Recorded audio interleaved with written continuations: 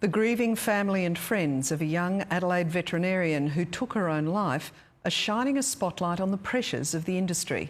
Last month, Sophie Putland became the third Australian vet to die by suicide this year. Her family's given 7 News their blessing to tell her story.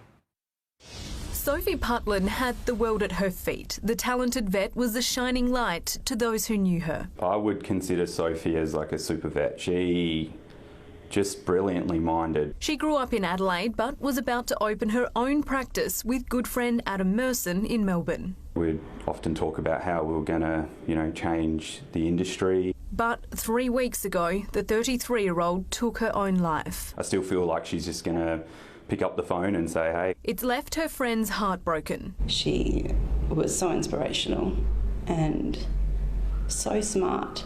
And her family devastated. They say Sophie loved animals, her furry babies, so much. The vet industry is the worst for losing her. An industry which has one of the highest suicide rates in the country. Sophie is one of 3 Australian vets to die by suicide this year. These situations have gutted me. I take it very, very hard personally. The Veterinary Association is aiming to reduce the rate by 50%. It says younger vets aged between 25 and 35 tend to suffer the most with their mental health.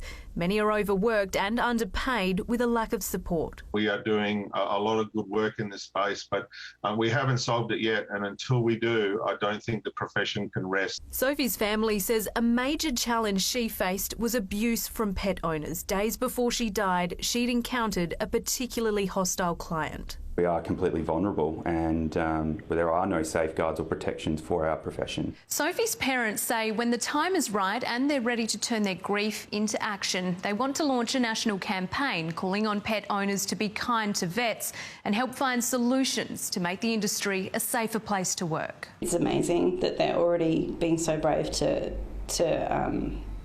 build something like that. Casey Trelaw, 7 News. And if you need to talk to someone, you can call Lifeline anytime on 13 11 14.